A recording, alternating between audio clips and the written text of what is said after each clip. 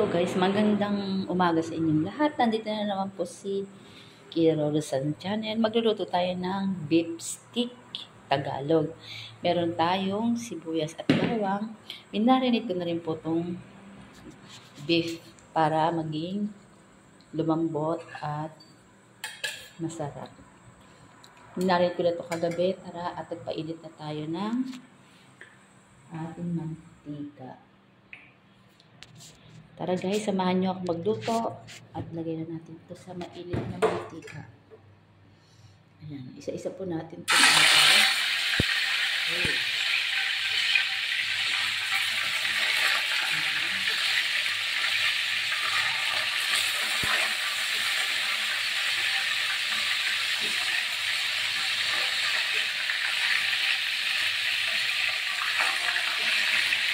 Ganyan lang po yan. Ito na yung ating kawali ay maglagay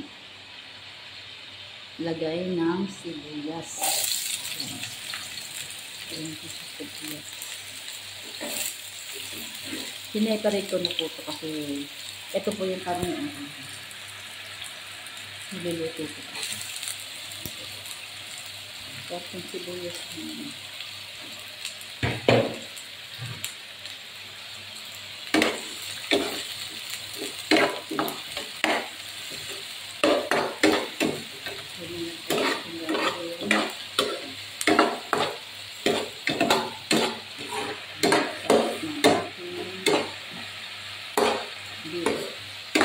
Narinig ko lang ito sa guys. Tutuloy ko na natin siya ng guys, ilagay na natin yung bawang. Tsaka yung pinagbabara natin kaganina. Ilagay lang po natin. Halo-haloin natin.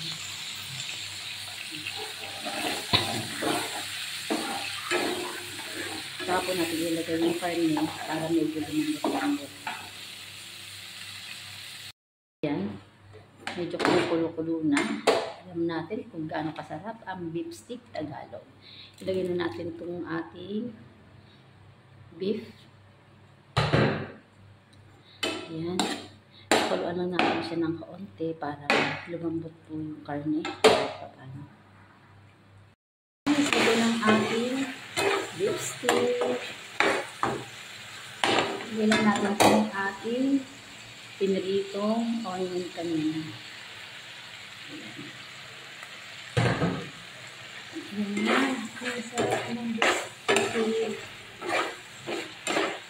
Bye! Thank you for watching. Please follow for more. God bless. Ayan na guys. Siyempre, binabalik-baliktad na natin yung ating beef para maluto po ang kabilakan. Fry lang na po natin siya. Ayan ang aking sinama.